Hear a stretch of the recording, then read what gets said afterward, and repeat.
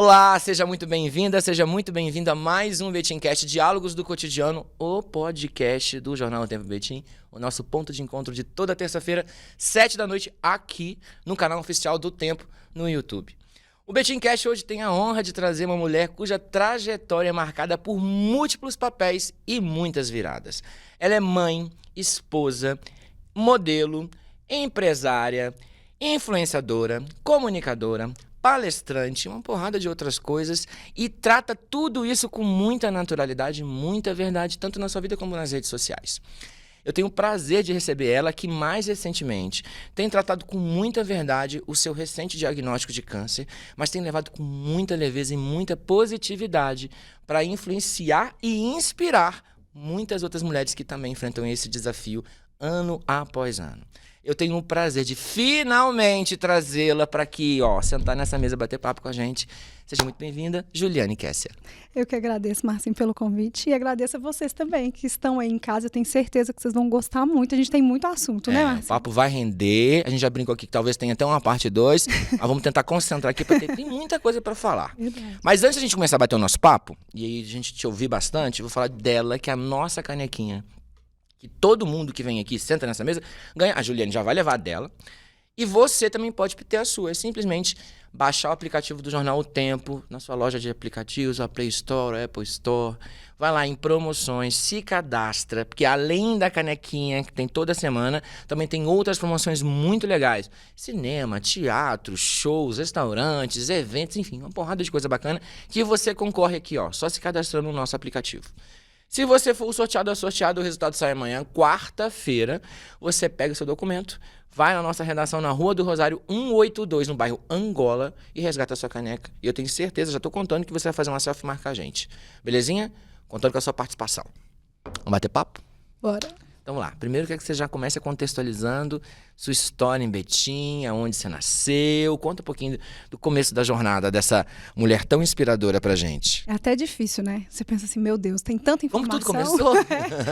Mas eu nasci em Belo Horizonte, mas eu sou betinense desde que eu nasci, né? Aquela geração que nascia em BH e vinha. Exatamente. E eu sou nascida e criada no bairro Jardim Teresópolis. Que gracinha. E eu tenho muito orgulho de lá, né? Foi ali que eu criei minhas raízes, ali que eu comecei a minha vida, ali que eu aprendi princípios, valores, ali que os meus pais me ensinaram, né, a ser quem eu sou hoje, né?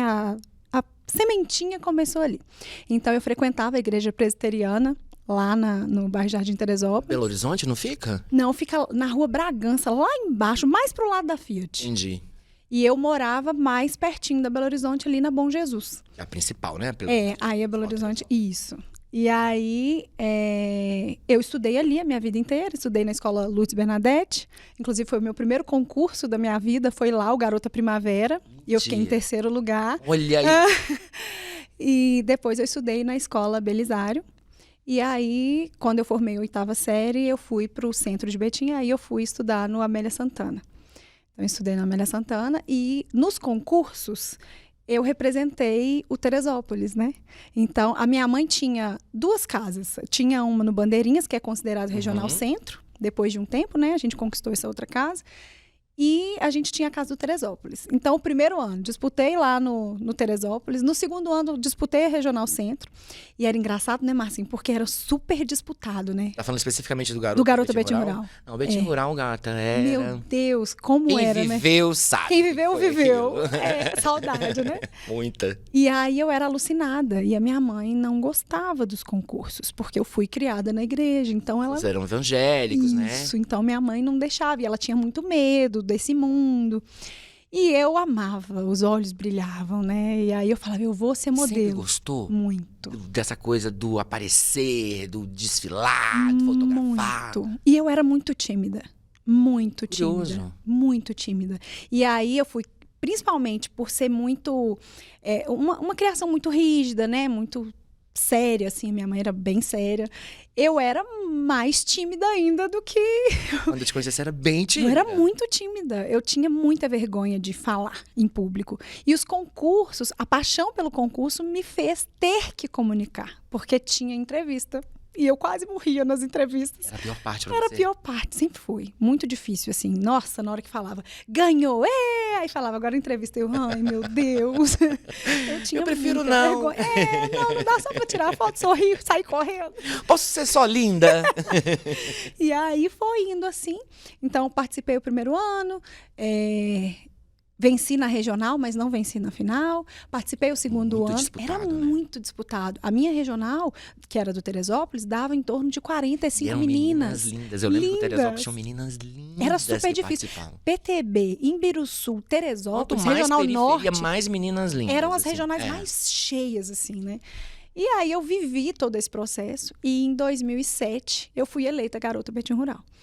E assim, foi um sonho, porque eu representei o Teresópolis e ganhei um concurso, né, de visibilidade ali municipal e para mim o Teresópolis nunca tinha ganhado. Então eu fui a primeira garota Betim Rural do Teresópolis. Então isso foi muito legal para mim, para minha carreira, assim. E eu tinha muito orgulho de falar. Eu sou de lá, eu venho de lá e eu tenho muito orgulho de falar das minhas raízes. Então foi muito legal. Eu trouxe uma representatividade muito legal para o bairro na época. Com certeza. E aí teve também na época a gente tinha o Garota Millennium. Aí eu participei do Garota Millennium, fui Garota Millennium também. Tinha um rodeio do do Teresópolis, Ibiruçu, né? Teresópolis e Imbiruçu. Um abraço pro Jaime Tales, que inclusive Era ele que organiza, realizava, né? era lindo. E aí participei desse, aí vieram os outros concursos, né? E aí o que me deu maior Saiu de visibilidade... Betim, né? Aí você já foi mas nível aí estado. assim que veio o Garota Super, que né, foi... A nossa patroa, né? Jornal Tempo, Grupo Tempo, Jornal Super. Foi lindo e assim, foi uma oportunidade Também parava o gigante. estado, né, cara? Porque assim, eu não esperava ganhar o Garota Super, porque era Minas Gerais inteiro, né? E aí você imagina assim, ali dentro da sua cidade, né, do seu município, ok. Você Era tipo uma Copa do Mundo se comparado ao Garoto Betim Rural, que era a sua cidade, né? Era. E aí, quando eu ganhei o Garota Super, eu lembro de chorar muito, assim, porque a minha mãe foi o primeiro concurso que a minha mãe foi assistir e me apoiou. Porque até então, ela tinha muito medo de tudo e ela achava que era muita exposição. Mas é engraçado que no Garota Super, ela sentiu que eu estava sendo protegida. Que não era um concurso que, na cabeça dela, eu estava sendo exposta. E ela amou a forma que foi conduzido o concurso e tudo mais. Porque ela tinha ciúme, inclusive, assim, né? Às vezes a gente estava desfilando, alguém gritava, linda! Sim. Ela emburrava. E aí ela estava lá na plateia e eu chorei muito depois do concurso. E o concurso me abriu muitas portas. E depois dali, eu aparecia no jornal todo dia, né? A gente não tinha a rede social, a potência que a gente tem hoje. Mas não, nessa época vendia milhares de exemplares, era muito exemplar. Não, e assim, não tinha ninguém que não comprava um jornal O Super, durante muito tempo, foi o líder de vendas no país, né? Do país, né? E aonde eu chegava, todo mundo falava, é a Garota Super. Então, assim, foi a hora que eu fiquei mais conhecida em todos os lugares, assim, principalmente, né, em Betim, centro de Betim, porque ainda as pessoas não me conheciam no centro de Betim. E eu comecei a fazer muitos trabalhos. Lembrando que não tinha Instagram nessa época, não, tá, galera? Não, tinha que crescer na raça. Era no Borogodó mesmo. E aí, depois do Garota Super, é engraçado que, assim, pra mim, mudou o formato, né, na versão influenciadora. Porque como Garota Super, eu era uma espécie de influenciadora. Então, eu tinha as minhas parcerias, que na época a gente chamava de patrocínio. Então, eu já tinha clínica de estética, eu tinha um monte de patrocínio. Já rolava isso, então? Muito, muito. E eu tinha vários parceiros. Então, assim, era maquiagem, tudo antes da rede social. Eu já tinha os parceiros. E lembrando que você não tinha formado ainda, você ainda era estudante, né? Tava na batalha ainda. Foi em né? 2009. Não, eu tava formada. Já tinha formado? Tava formada. Eu fazia os concursos Paralela à faculdade. E aí a faculdade, eu iniciei a faculdade, eu tinha acabado de fazer 17 anos. Então eu formei, meu curso era de 3 anos, eu formei com 20 anos. De onde? Eu estudei na Unincor. Lá em Betim mesmo, né? Aí eu iniciei, na verdade, na faculdade Helena Antipoff, na época Ibirité, que hoje é o ENG. Iniciei lá, só que na época eu precisava de estágio, transferi para a Unincor e finalizei o meu curso na Unincor. E aí, depois que eu finalizei o curso, comecei a trabalhar na área. Chegou a trabalhar? Trabalhei por 2 anos na área, dei aula de musculação, né, como personal, e dei aula no Escola da Gente, que era um projeto da prefeitura. De ensino integral. Isso. E aí trabalhei na Escola da Gente e também trabalhei no lazer da prefeitura. Então eu trabalhava muito, muito, muito, muito. Só que quando eu fazia um trabalho de modelo, eu ganhava mais do que eu ganhava o mês inteiro trabalhando muito. Então eu falei, é minha área. Escolhas, né? Falei, eu quero voltar para essa área. E aí até então a minha mãe ainda não concordava. Mas quando você ainda era solteira ainda, né? Era solteira ainda. E aí quando eu voltei para essa área, tudo fluiu da forma que tinha que ser. Eu queria ter feito jornalismo na época. Eu não fiz, porque financeiramente a gente não dava conta de bancar aquela faculdade. Você nem tinha tempo também, né? E aí eu fiz educação física, então formada em educação física, mas depois eu fiz. Acabei atuando, né? Aprendi muito na prática mesmo, vivendo, assim. Só pra gente esgotar essa questão da faculdade. Depois disso, você virou... você trabalhou um pouquinho ali, teve a experiência e tal, que eu acho que você deve trazer pra sua vida, porque você é uma mulher extremamente ativa e tal. Trabalhei em colônia de férias. Tava correndo tá, gente? Tava lá na corrida de aniversário de Betim, ela, marido, filho, papagaio, periquito, todo mundo. Mas aí, essa questão do financeiro, não tem jeito, né, Ju? Tem uma hora que a gente tem que... Mas por incrível que pareça, não era o financeiro. Era a justificativa que eu tinha para dar para minha mãe para eu voltar para a área que eu queria. Porque a área que eu queria era essa o tempo inteiro. Mesmo se fosse menos? Sim, como já aconteceu. E aí eu ia feliz da vida, eu trabalhava feliz da vida. Quando eu comecei a trabalhar com recreação, eu comecei a trabalhar até em hotel fazenda. E hotel fazenda a gente ganhava bem melhor. Mas não era isso. Eu dava desculpa que o trabalho de modelo eu ganhava mais. Mas quantas vezes eu fiz trabalho sem receber nada? Por quê? Simplesmente porque era uma grande oportunidade e eu queria estar ali na visibilidade que eu precisava. Então, tem isso também, né? Muito. Principalmente nessa área. E como não tinha rede social, era a forma de ser vista, né? Então, assim, às vezes a gente fazia um trabalho recebendo pouquinho, mas por quê? Ia sair no outdoor. Então, ali, meu nome era muito conhecido porque eu estava o tempo inteiro me mantendo na mídia. Eu estava o tempo inteiro no jornal, eu estava o tempo inteiro em algum veículo, né? Assim, ou um outdoor, ou um kart, um flyer, algo assim. A sua imagem, de alguma forma, estava sempre aparecendo, né? Num busdoor, num outdoor, né? Enfim, numa matéria de revista e tudo. E essa descoberta, essa mudança, tudo te levou também para os concursos de Miss, né? Aí veio o Miss Minas Gerais. Essa experiência, como é que é isso? Aí o Miss Minas Gerais, quando me convidaram para poder participar e representar a Betim, o concurso era daí pouco tempo. E todo concurso de Miss tem uma taxa de inscrição que é paga através do concurso que é realizado. Não ia ter o concurso em Betim. Não tinha ninguém para representar na época, me ligaram e falaram, vem. Eu falei, gente, mas como que eu vou pagar essa taxa de inscrição na época, né? Para mim era difícil e tudo mais. O que eu fiz? Eu sempre fui muito empreendedora. Eu falei, não, eu tenho que dar um jeito. E a minha mãe falando, não inventa isso. Não inventa, não inventa. Eu falei, tá. Vou inventar. Vou inventar. E aí, com todo respeito, mãe, mas eu vou inventar. E aí eu fui. O que eu fiz? Eu fui no Betim Shopping, nosso querido Betim Shopping, né? Da vida inteira, nossa história toda lá. Eu fui lá na época, conversei com o marketing de lá. E assim, na coragem mesmo, assim, com muita vergonha, mas falei, olha, e se eu fizesse um desfile aqui e vocês não precisam pagar nada pra mim, mas assim, o valor que eu preciso é esse aqui, ó, eu mostrei da inscrição. Mas eu vou conseguir tudo, eu vou fazer tudo. Pra você ter ideia, na época era R$600. Eu não cobrei R$1 a mais para justificar exatamente o valor que eu precisava para inscrição. A inocente esqueceu que tinha passagem, que tinha roupa, que tinha um monte de coisa ainda, né? Eu cobrei o valor da inscrição e falei, deixa eu fazer esse desfile. Foi honesta nesse sentido, né? Não tinha maldade, né? Não tinha, assim, aquele discernimento de entender, assim, eu vou ter um custo maior e tudo mais. Mas fiz o desfile lá. Foi um desfile excelente, deu super certo, eu consegui o valor da inscrição.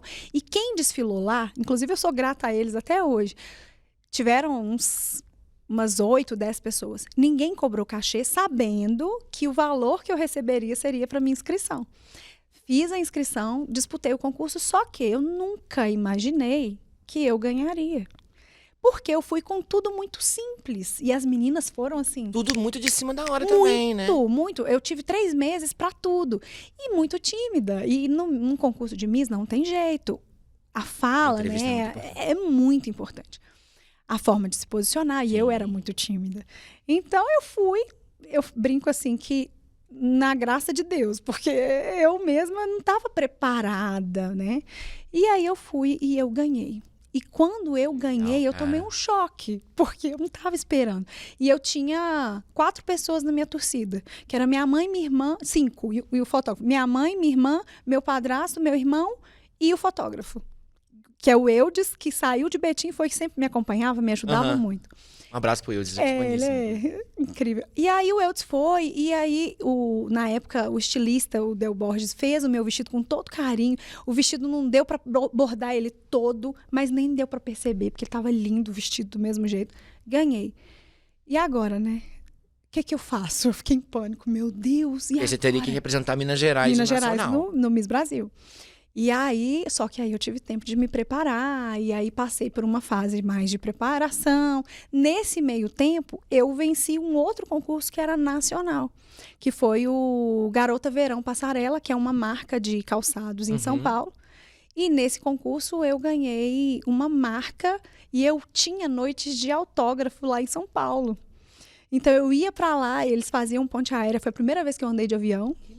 Cara. E aí eu fui pra lá. Então, assim, os concursos me deram oportunidades, te levaram a lugares assim, que talvez você não conseguiria ter chegado antes, né? Não mesmo, assim. Por isso que eu sou tão apaixonada pelos concursos. E aí eu fui pra São Paulo. E como era um concurso nacional, e pensa, não era um concurso só de beleza. Sim. Era de pé. Eu falei, porque era uma marca de sapatos. De sapatos. Então o pé tinha que ser bonito. Então eles selecionaram no Brasil inteiro 10 estados. E aí um profissional deles, que era o João Balas, ele fez uma viagem para cada estado para conhecer os pés de cada menina. Eu falei, meu Deus, não vai dar certo. Pé disputado esse, menina. E aí tinha premiação em dinheiro. A premiação foi muito legal.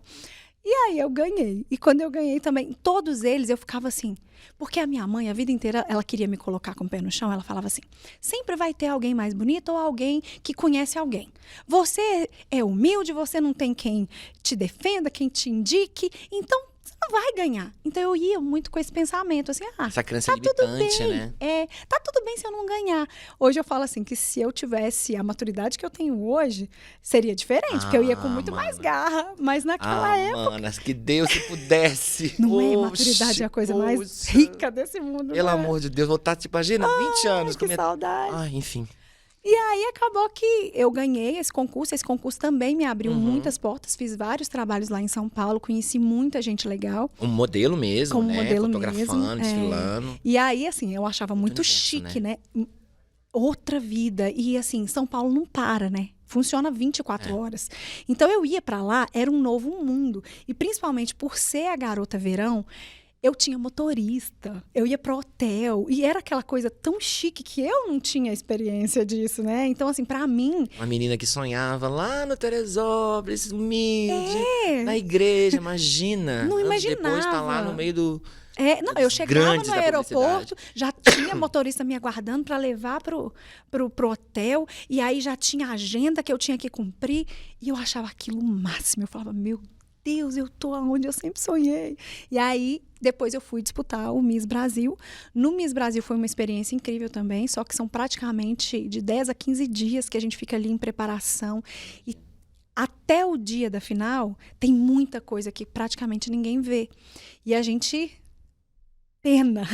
É muito ensaio, é muita avaliação, muita entrevista. E aí, né, eu tive que ir na marra, mas ali eu já estava me sentindo mais segura. E aí eu já tinha uma estradinha, já tinha uma caminhada, né? Não era tão... Aí já foi, assim. Eu comecei lá em 2007, com o Betim Rural. O concurso já foi em 2011. Já se passaram 4 anos. Então, assim, foi um tempo de amadurecimento legal. E aí, fiquei... em 7º lugar no Miss Brasil, de 40 candidatas. Então, já me senti, assim, muito, né, lisonjeada.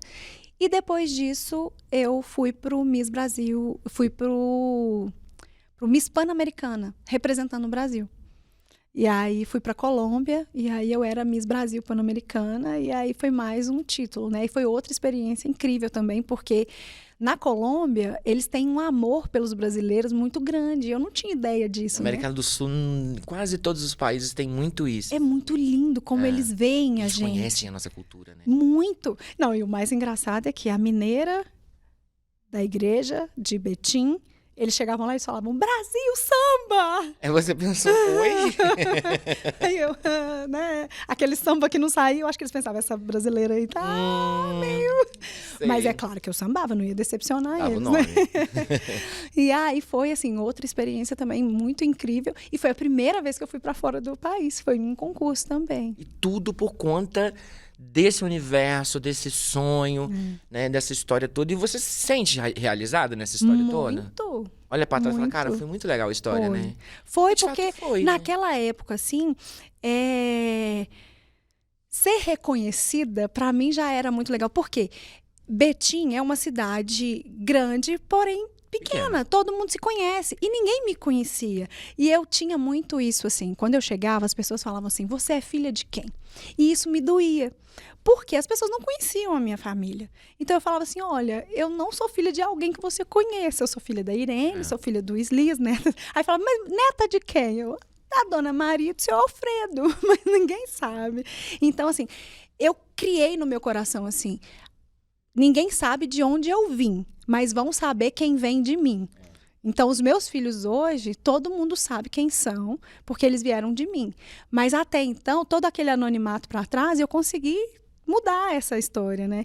E eu tenho muito orgulho disso, porque é onde chega e fala, eu sou os filhos da Juliane Kess. E aí eles já chegam e já falam assim, mamãe, ela me perguntou se eu sou seu filho. Eu falei que sou. E aí eles têm esse orgulho, né? Falei, que bom, então, que eu pude construir a minha história, mesmo não tendo quem talvez me direcionasse, né? Eu só tinha uma mãe de joelho no chão, pedindo a Deus para que Sua mãe te influenciava de uma outra por um forma, caminho né? bom. A minha mãe estava ali. Conselho, direção. E no né? joelho, sempre me pedindo para Deus para que eu não... Porque o medo dela era que eu me corrompesse. O medo dela era que eu me perdesse nesse caminho. O medo dela é que eu me deslumbrasse. E isso nunca aconteceu, né? Como que chama sua mãe? Irene. Dona Irene, olha que coisa linda que a senhora fez, Dona Irene. Essa moça linda, inteligente, mãezona. Aí, tá vendo? Só orgulho. O coração dela se enche, assim, de alegria. Mas continua de poder ajoelhada, ver. orando pela família, mas né? muito. Mas, Dona, não levanta tão fácil assim, não. Pode ficar aí mais um pouquinho. O joelho dela, tadinho, já deu, foi muito calo por minha causa. A minha mãe também. Muito. Bom, mas aí você já até falou um pouquinho dessa experiência sua, que já estava ali ainda já na fase de modelo, de garota super e tal, já tinha umas parcerias, mas você foi, vou arriscar dizer, uma das primeiras influenciadoras, assim, reconhecidamente. Tiveram outras, Aninha, Chile, Claro. outras meninas que também estão aí há um tempão na batalha, Marcela, entre outras, mas você tá entre as primeiras ali. E você fez essa transição, vamos chamar assim, com muita leveza, com muita naturalidade. Quando a gente percebeu, a Juliane já tá aí, já tá inserida nesse assunto. Como que foi perceber essas oportunidades, entender que aquelas parcerias, os chamados patrocínios, poderiam profissionalizar, migrar para uma outra relação e aí se tornar uma... Como que você percebeu que você era influenciadora? Para começo de conversa. É engraçado porque, assim, eu vivi essa profissão antes dela se tornar uma profissão, mas depois que eu me casei, eu quis sumir de tudo. Eu quis viver o meu casamento. Eu casei em 2013. E aí eu falei, não, eu não quero mais, eu não quero... porque na época... O Marcos interferia nisso? Não, o Marcos, ele veio desse meio também. Ele não é modelo, né? Ele sempre trabalhava como modelo, mas ele tem pânico de falar. Então, assim, entrevista, para ele é sem chance. Então, o mundo da influência, para ele, nunca fez sentido. Mas o meio de modelo, ele já conhecia. Tanto que a gente já desfilou junto, né? Conheceram como? Conta pra gente. Como? Como que começou essa paquera? Eu tava... dando aula, tá vendo como que eu tinha que formar de educação física? Eu tava dando aula na academia, e aí ele fala que ele era apaixonado por mim, só que eu não acredito não, sabe, marido? Eu fico brincando com ele, eu falei, mentira. E ele fala Devia estar de olho, você já tem um tempão, boba. E é engraçado que ele descreve, Não, Amanda. ele descreve a minha roupa, ele descreve o meu tênis, ele descreve o meu uniforme, só que eu era noiva. Eu nem percebia ele. Que babá. E ele ficava... E assim, eu só descobri muito tempo depois que ele falava para as pessoas assim, eu ainda vou casar com essa menina, eu vou casar com essa menina. E eu nem sabia até então. E é Mas você já tinha percebido ele? Não, Você tava noiva, o tudo Marco bem, era mas nem... muito tímido. Os tímidos na academia, ninguém olhava pra ninguém, então. Não, e eu dando aula, eu sou muito... Quando eu tô trabalhando, eu sou Profissional. muito concentrada, sabe? Não é nem porque eu não Mas nem quero. dá tempo, né? Não, e pensa, um salão de musculação, às vezes com 40 pessoas, e você é a única professora, você corre para um lado para o outro o tempo inteiro, porque você tá ali olhando um peso daqui. E eu sou essa pessoa que gosta de ser atenciosa, né? E aí eu realmente nunca percebi. A única vez que ele falou para mim assim, e aqui, você já foi no Axé Brasil? Eu não saía, eu não ia em festa, eu não ia nada dessas coisas. Nessa época eu já não frequentava a igreja, eu tinha me afastado, mas eu não ia em nada disso, não bebia, nem Era nada. do seu dia Não a dia, era. na sua rotina. Aí ele foi e falou pra mim assim, você já foi no Axé Brasil? Aí eu falei com ele assim, nossa, é meu sonho. Aí ele, sério? Eu falei, sério, é meu sonho, mas nunca fui. Ele falou, então vamos um dia? Eu falei, vamos, eu vou ver com fulano e nós vamos, que era o noivo. Aí ele fez assim, tá. E ele sentiu que era uma cortada, mas não era, porque eu realmente não entendi. Nem levou ele pra esse lado, era. né? E aí a minha amiga que trabalhava comigo na época, ela falou comigo assim, amiga, ele tá afim de você. Eu falei, tá nada? Não, ele tá convidando por educação. E ela falou, Ju, você é muito lerda. Mas realmente, assim, eu não percebi. E aí eu parei de trabalhar na academia, a gente chegou a fazer um desfile juntos, porque depois desse desfile que eu fiz pro Betim Shopping, eu fiz outros.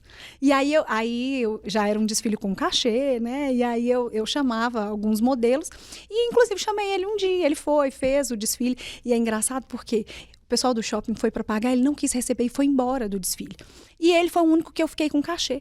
E eu falei assim, gente, o menino não recebeu, e eu toda sistemática com essas coisas de pagar. Aí eu ligava para ele, e ele falava assim que ele adorava eu ficar ligando para ele para pagar.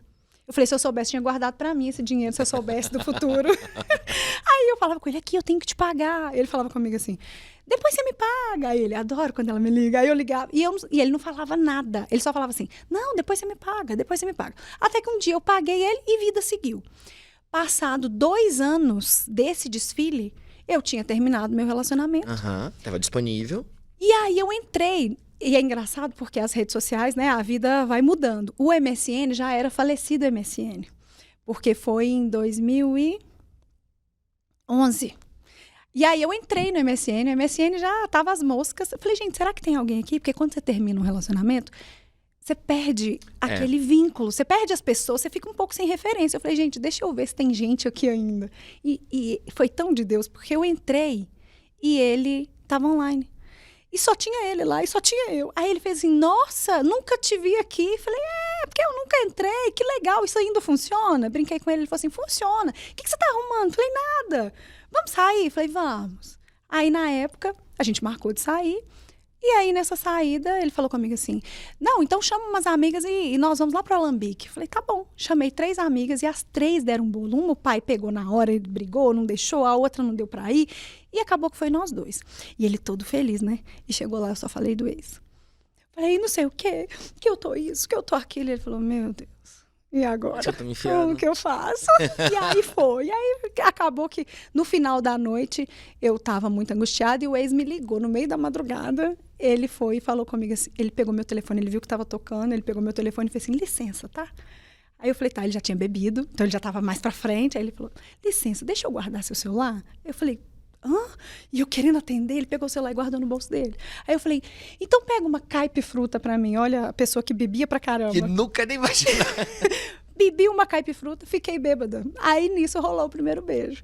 E é engraçado porque ele até hoje ele fala, ficou tonta com uma caipifruta, já ficou alegre na vida. E aí começou assim o relacionamento. E aí vocês estão juntos há 12 anos, 13 anos? Não, o já casamento tem. foi em 2013? 2013, a gente começou em 2011, 14 anos. Quase 15 anos juntos, né? Quase Digamos 15 assim. anos. E aí você casou, e aí você quis focar no casamento, natural e tal. E aí quando que o marketing influência foi picar a comunicadora de novo? Depois que eu já tinha os meninos. Porque eu comecei a me sentir... Sabe quando você sente assim? E aí você ficou focada só em empreender, em trabalhar nos negócios? Só nos meninos. Só nos meninos. Eu trabalhava de vez em quando como modelo. Então, eu trabalhava muito como noiva, né? Então, eu fiz muito trabalho como noiva. Muito, muito, muito, muito. Então, toda feira de noiva eu continuava fazendo foto para catálogo e tudo mais. Então, eu já saí nessas revistas todas, né? Mariage, Noiva de Minas. Só que era a única coisa que eu fazia, trabalho de noiva. E aí, chegou num ponto, aí, assim, as meninas começaram a se posicionar. Na verdade, eu acho que na época que eu resolvi voltar, a gente tinha mais forte a Aninha, que estava ali, né, mais em evidência. E aí eu quis voltar. Eu falei assim, gente, que legal, isso Que era... rola. Falei, eu tenho tanta vergonha. E eu achava horrível aquele negócio de olhar para o celular. Eu me sentia ridícula. Tanto que eu vejo os vídeos, é muito engraçado, porque tudo eu criticava e apagava. Tudo, nem horrível, não vou. E eu palestrava. Se me chamasse para ir para qualquer evento palestrar, eu ia. Mas para falar para o celular foi uma super dificuldade. Só que eu fui tomando gosto. E aí eu falei assim, será como que vai ser isso? O meu Instagram era fechado na época. Aí eu falei assim, será que se eu abrir, vai dar certo? E aí, quando eu fui ver, eu tinha 2.000 solicitações na época. Eu tinha 2.000 amigos e 2.000 solicitações. Meu Instagram já subiu para 4.000 de uma vez, na hora que eu abri. E aí, o meu Instagram foi crescendo. E naquela fase, era uma fase que estava crescendo bem, né? E aí, foi crescendo e eu não esperava. E assim, logo que eu voltei, eu tive uma receptividade, um carinho assim muito grande que eu mesma não esperava. Até porque eu pensava assim, poxa, agora eu sou mãe, tô casada, não vai ser a mesma coisa. Justamente isso, né, que a galera queria saber. E foi lindo, assim, porque eu pude trabalhar, mas eu continuei corujando meus meninos, né, que eu não queria largar e eu pude conciliar isso. Então, assim, foi uma excelente saída para mim, que não queria mais ficar só em casa, que queria me ver como mulher de novo, como profissional de novo, e a rede social foi uma grande oportunidade. E a sua rotina, ter suas tarefas, os seus compromissos, né? Fácil não foi, porque conciliar tudo isso não era fácil, mas foi prazeroso. E ver o reconhecimento deles, eu acho que isso não tem preço, assim. Eles, a minha mãe, sabe? Encher a boca de falar, é a minha mãe, isso é muito bom. E essa questão da editoria, né? Dos assuntos que você foi tratando, como que foi isso, assim? Você foi deixando a vida levar, ou você chegou a traçar uma estratégia, isso eu mostro, isso eu não mostro? Não, os meninos eram pequenos, inclusive, nessa época, eu comecei com maternidade, né? E aí eu queria falar diquinhas de maternidade mesmo, que eu tava vivendo ali com eles. Só que aí, eu comecei assim, meio que um teste. Será? Vamos ver. Será que vão me receber bem? Como que será que vai ser isso? E eu ainda tinha muita vergonha. Então, pra você ter uma ideia, me chamavam para fazer publi, eu ficava em pânico se a pessoa me olhava para poder gravar. Eu ficava assim, eu cumprimentava todo mundo, tratava todo mundo bem, depois eu ia gravar a publi lá no fundo. E é muito engraçado porque às vezes eu gravava e eu falava assim, gente, hoje eu tô aqui em tal lugar. Aí eu gravava e postava, aí o pessoal mandava assim, não tá dando para te ouvir, grava de novo. Aí eu ia de novo. E com muita timidez para gravar. E assim, vai que eu tô errada. E eu sempre fui aquela pessoa que preocupou a vida inteira com a opinião dos outros, né? Isso, graças a Deus, Deus me curou. Mas eu era a pessoa que preocupava muito. Então, eu tinha muito medo. Eu falava, nossa, mas eu não tô boa o suficiente. E eu sempre fui muito crítica comigo, muito exigente comigo mesma. Então, assim, para mim foi muito difícil, desafiador demais. Mas me fez crescer, assim, absurdamente. E você falar que foi difícil pra você? Foi muito difícil. A grande maioria das pessoas hoje, né? A gente tá falando isso, devia ser o quê? 2015, 2016, mais ou menos? Foi, Mais ou menos isso, né? 2000. Hoje, 2025, uma pessoa que tem um negócio, tem um empreendimento, é humanamente impossível ela não estar nas redes sociais. Exatamente. Ela não tá ali, ela pegar o telefone, ela gravar um story, né? A gente para gravar isso aqui, a gente tem que fazer, além do que a gente tá fazendo aqui, tem que fazer os conteúdos. É de praxe. E você foi aprendendo isso fazendo. Foi. Né? Com o decorrer do tempo, você foi descobrindo. Porque ainda não tinha uma receita, né?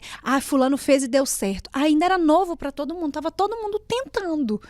Então era muito desafiador. E eu nunca gostei de ficar vendo ninguém para não pegar uma mania, pegar alguma coisa assim. Eu falava, eu vou tentar do meu jeito. Mesmo errado mesmo, mas eu vou tentar do meu jeito. E aí veio a doença da minha filha. A Clara teve a síndrome de Kawasaki e foi um choque para mim quando eu passei por isso. 3 aninhos.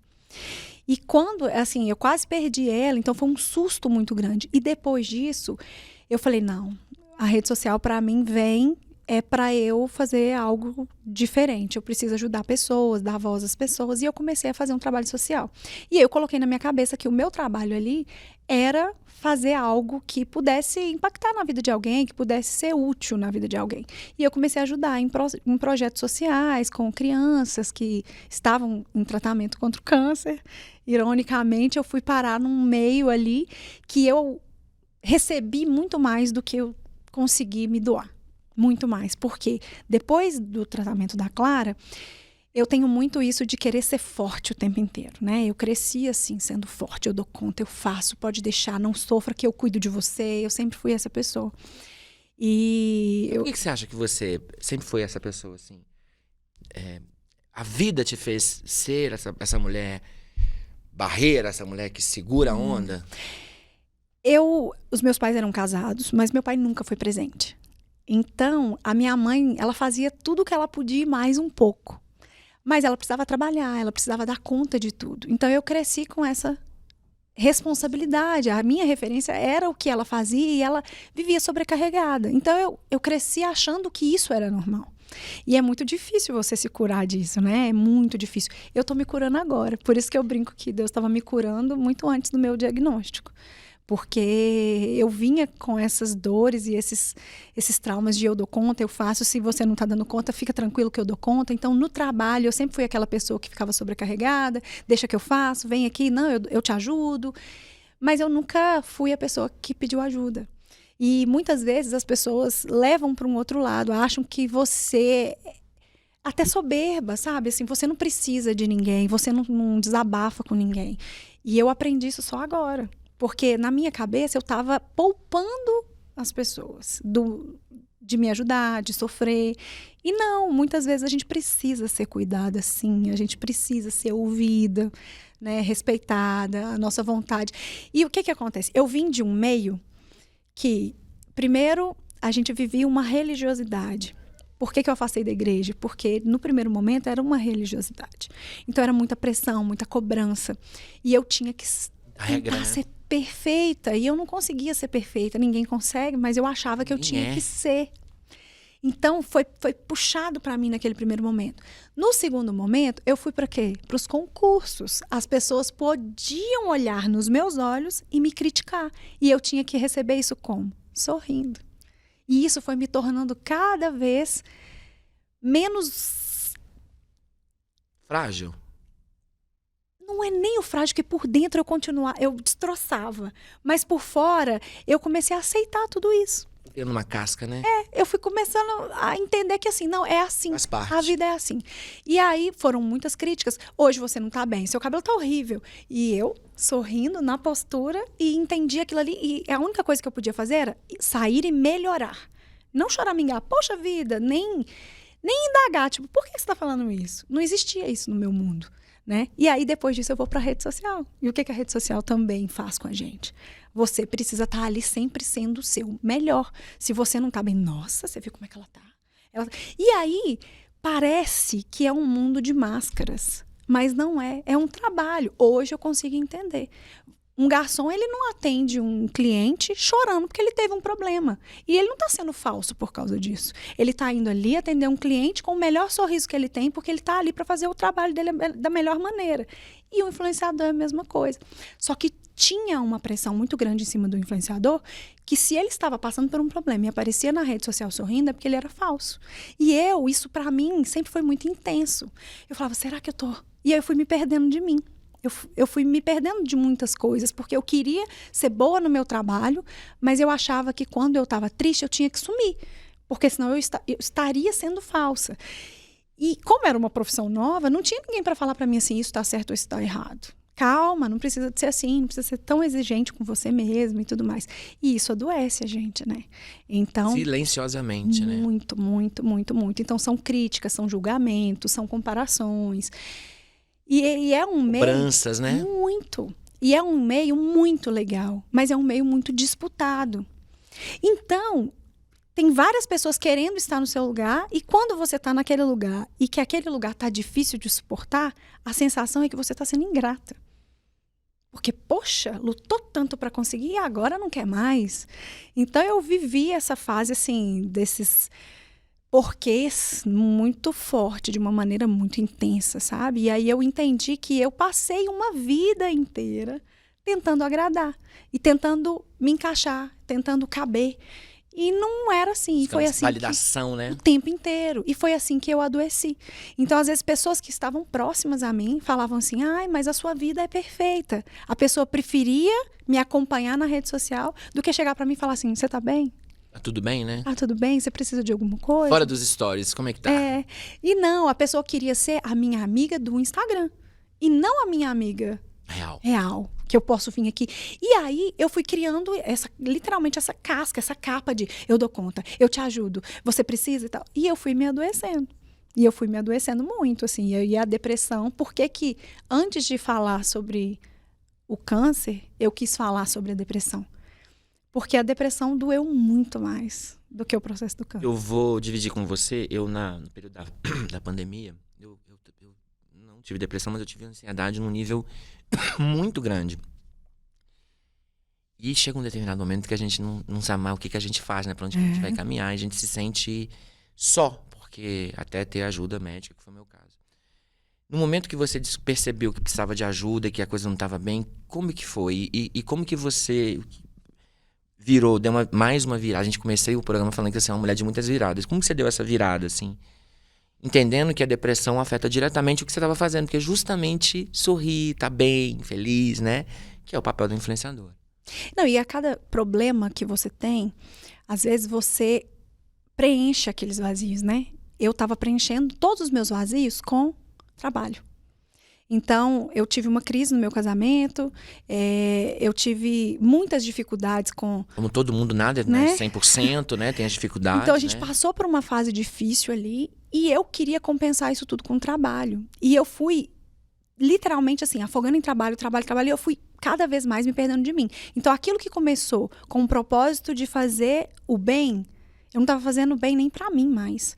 Porque eu já não tinha tempo mais para os projetos sociais, porque eu tinha tanta demanda de trabalho, tanta demanda, que eu não tinha tempo para praticamente mais nada.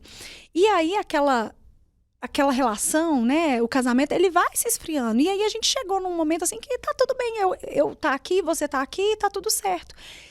E aí, eu fui chegando num momento assim que eu falei assim, gente, eu tô tão sozinha. Eu tava sempre rodeada de muita gente, mas eu me sentia tão sozinha. Era um vazio tão grande. E foi muito difícil entender. Até então, eu não entendia. E aí, quando foi 2022, eu tive uma suspeita de câncer de mama. E nessa suspeita, foi muito difícil pra mim, porque eu... Só pra a gente não misturar os assuntos assim. E você chegou a tratar a depressão nesse período? Não, ou foi... eu ainda não identificava. Eu não identificava. Eu era literalmente passando o carro por cima dos bois. Trocando pneu com o carro andando. Isso, o tempo inteiro. E aí, quando veio esse de 2022, na minha cabeça, eu falei assim, poxa vida, eu passei por isso tudo sozinha. Na época, o Marcos não me acompanhava. Eu falava, eu tô indo pro médico. Ele falava, tá bom, depois você me conta como foi. E isso me doía muito, porque a maioria das mulheres, elas passam esse processo sozinhas. E é muito difícil passar sozinha. Então, eu ia para uma consulta, eu ia sozinha.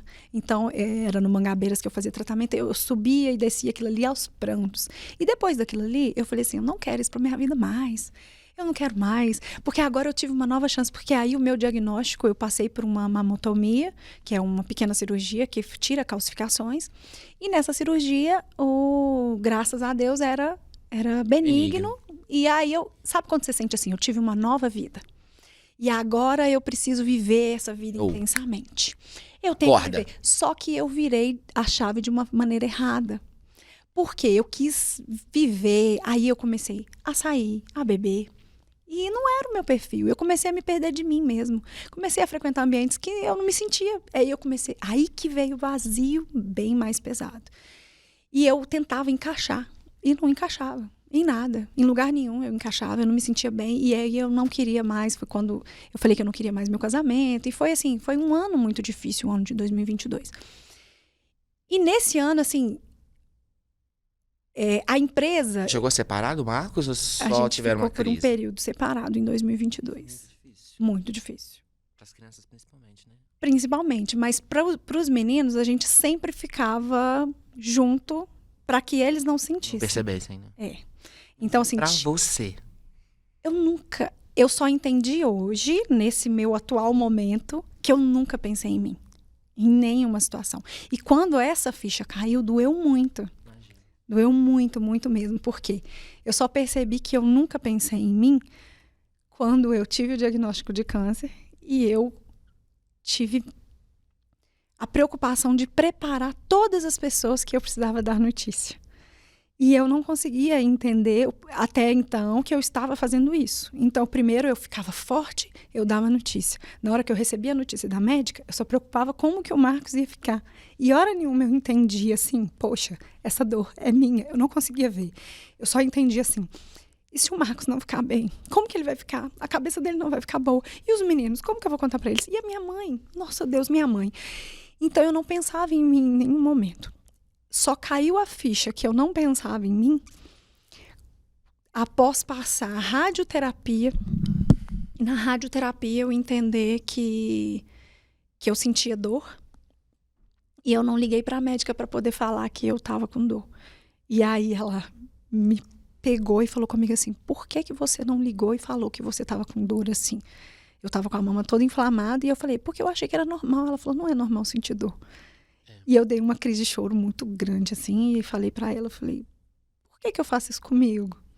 E aí que a minha ficha foi cair. Então, eu já tinha passado pela depressão, eu estava forte quando veio o diagnóstico do câncer, mas quando vieram os tratamentos, eu percebi o quanto eu tinha, de novo, caído numa outra depressão, porque eu sempre estava em loop, cuidando de todo mundo e nunca de mim. Então, essa percepção tem muito pouco tempo.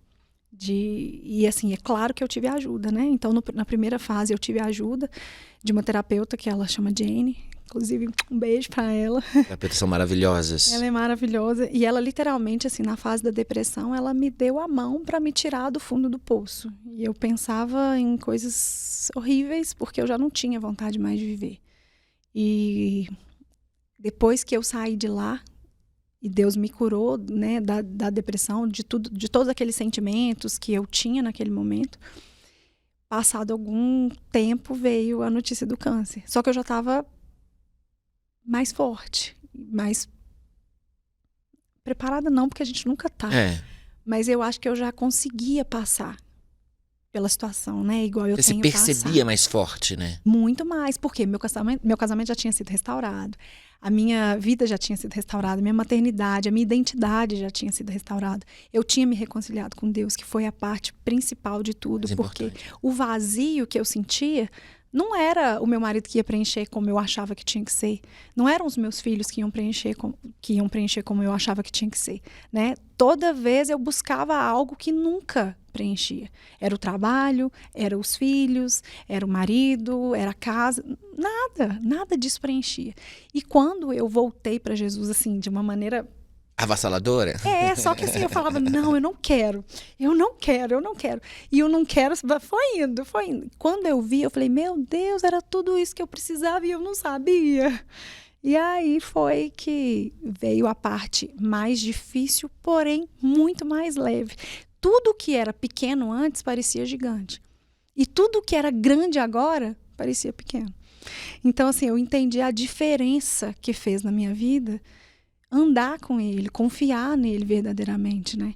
Então, o porquê que eu quis fazer o meu testemunho? Porque no dia que eu tive o diagnóstico, eu cheguei em casa e falei, Senhor, eu creio na minha cura. E quando eu estiver curada, quando eu começar a viver o processo, eu vou testemunhar.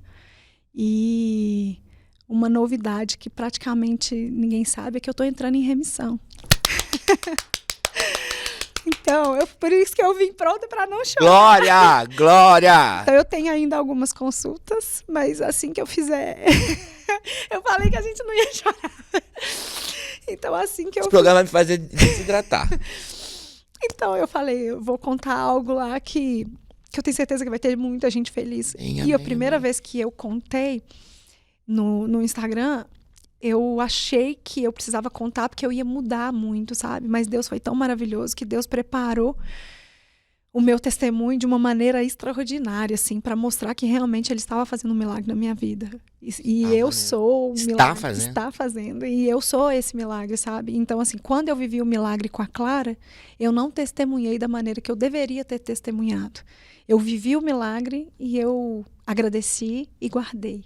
Hoje, não. Hoje eu quero que, assim, independente do que falarem, criticarem, como eu estou sendo curada muito antes do meu diagnóstico, eu não estou preocupada com o que vão pensar, mas eu estou preocupada em quantas pessoas eu vou alcançar.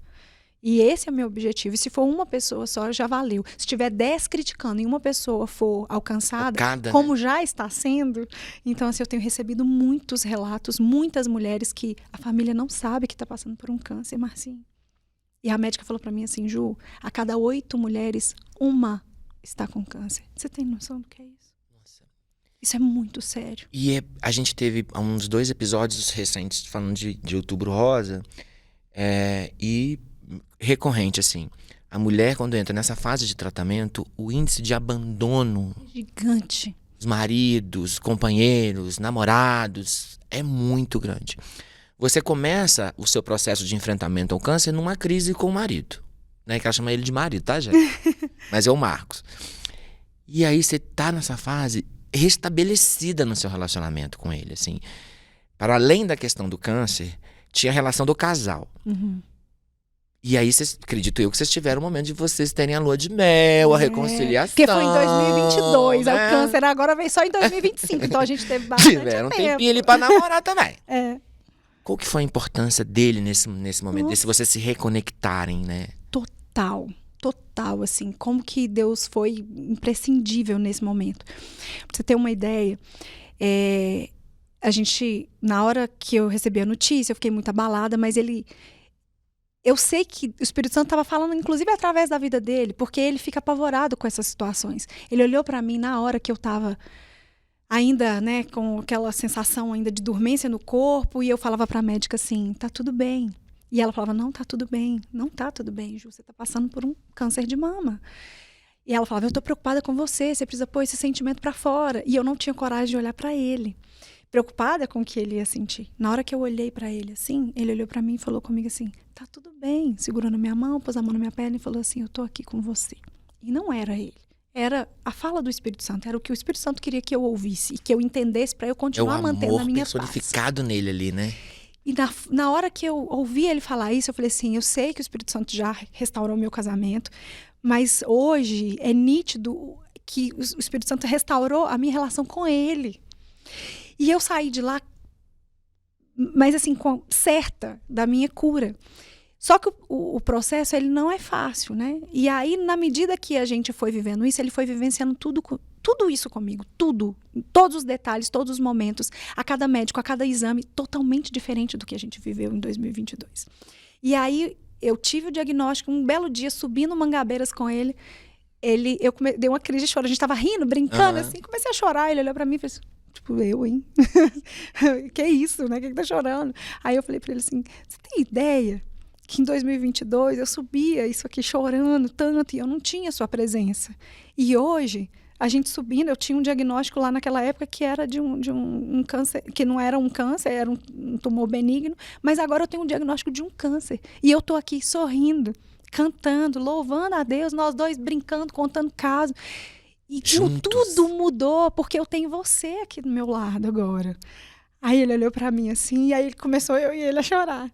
E aí a gente finalizou o processo, e assim, a gente terminou o caminho, na hora que a gente chegou no hospital, eu olhei pra cara dele assim, sabe? Eu falei assim, dá até uma sensação que Deus me permitiu viver tudo isso de novo, para que eu ressignificasse tudo isso, para que você fosse tudo isso para mim hoje, que eu senti tanta falta lá atrás, e que agora passou. E a gente tá aqui junto de novo, e ele não teve 1 minuto que ele soltou a minha mão, nem 1 minuto.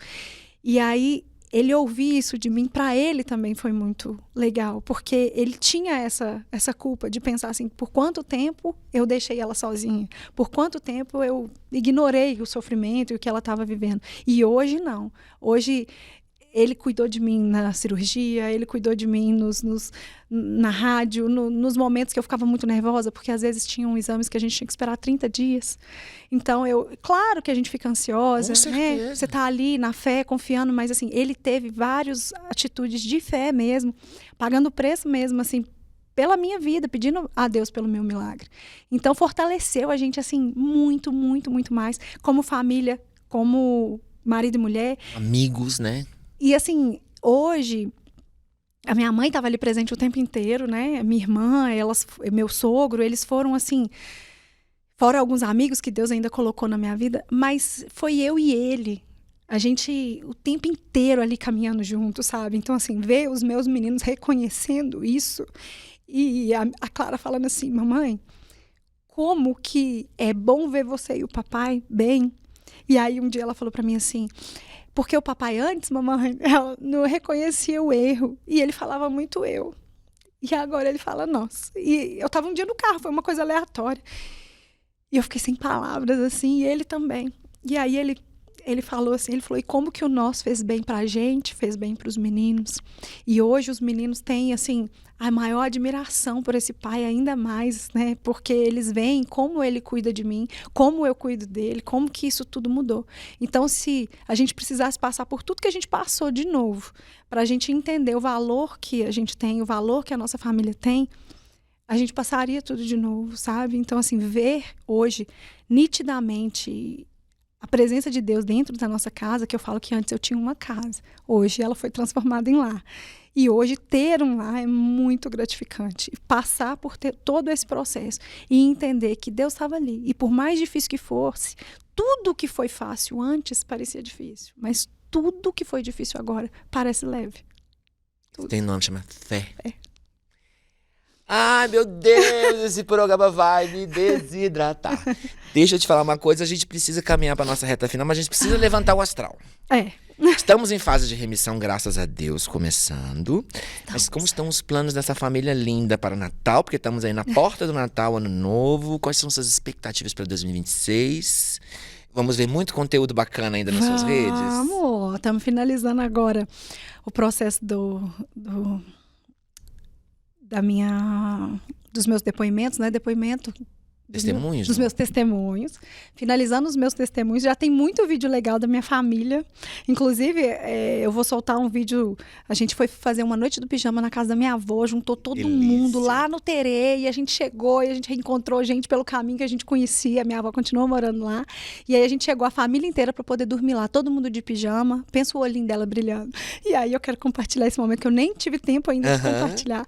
E aí a gente passou uma noite lá com ela, a gente brincou muito, fez muita coisa legal. E nesse momento que eu passei muito reclusa, muito fechadinha, né? A minha questões família, naturais, né? Óbvio. E é engraçado que, assim, você não percebe também que você se afasta das pessoas. Às vezes você quer que as pessoas cheguem a você, mas você, às vezes, não dá abertura. E a minha família, nesse dia, fez uma homenagem, eu não esperava. E eles fizeram uma homenagem falando da importância que eu tenho para eles, de como eles estavam em oração por mim, e foi muito importante, sabe? Rolou uma conexão ainda mais forte, assim. Então, sabe quando você sai de uma noite revigorante, da noite mais caótica, mais bagunçada, mas que você sai revigorada? Então, a gente passou a se encontrar mais, e eu tenho um amigo, o Paiva, que eu amo muito, e ele passou por um câncer também. E ele um dia falou para mim assim, Ju, não tem ninguém que passa por um câncer que não morre. Aí eu tomei um susto, porque eu estava vivendo o processo. Ele falou assim, minha amiga, você vai morrer, mas você vai nascer de novo. E eu sinto isso, sabe, Marcinho? Eu sinto isso. Eu sinto que eu morri em muitas áreas da minha vida. Eu morri em muitos sentimentos, em mágoas, eu morri em orgulho, eu morri em egoísmo, eu morri em muitas áreas da minha vida. E hoje eu renasci em muitas áreas da minha vida. E poder...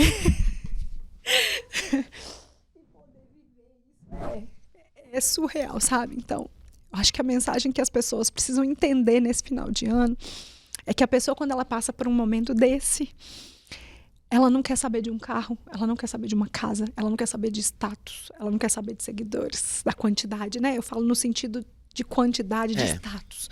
Essa vaidade, Essa vaidade. Ela só quer ter um momento com a família, ela quer ter uma última jantinha de alguém, ela só pensa nisso. Então, por que que a gente não faz dos nossos dias sempre um último dia? Para que a gente viva da melhor maneira possível. Porque se eu fizer do meu dia hoje, o meu último dia, todos os dias, ele sempre vai ser incrível. Porque eu vou dar o meu melhor. Você vai sempre ter o meu melhor. E se eu puder te dar o meu melhor, você tem certeza que você vai ser a pessoa mais amada, mais querida do mundo, porque eu tô te dando o meu melhor. E eu tô dando o meu melhor para mim também.